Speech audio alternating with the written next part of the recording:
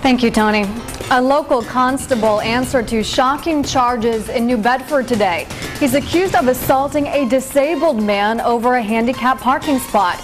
Tonight, we're learning more about that incident, along with the several other charges the suspect is now facing.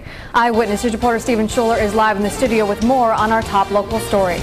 We're told the victim uses a cane to get around. Now prosecutors tell us the suspect pretended to be a police officer before shoving that handicapped man and smashing his cell phone. This New Bedford constable is now on the other side of the law.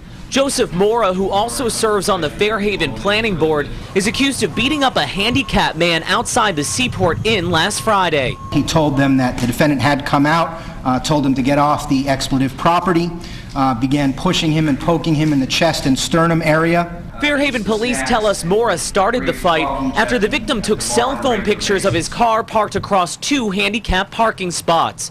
Prosecutors say Mora, who manages the inn, also smashed the victim's cell phone and claimed he was a police officer. The defendant is further alleged to have taken out a badge and displayed it to the alleged victim after he confronted him and began calling him derogatory names. Mora avoided our questions after his arraignment, climbing into his Mercedes and taking off from a parking spot reserved for jurors. His attorney paints a much different picture of the disabled victim. These two people know one another. They've known one another for about a year and a half. This has been something that's been brewing over time.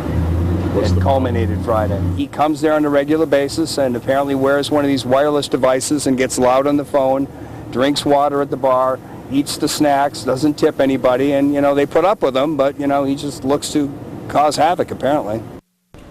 Now Mora was released on bail in order to stay away from the victim. He's due back in court on Friday to answer to felony vandalism and larceny charges from a separate incident last year. I'm Stephen Schuler, Eyewitness News.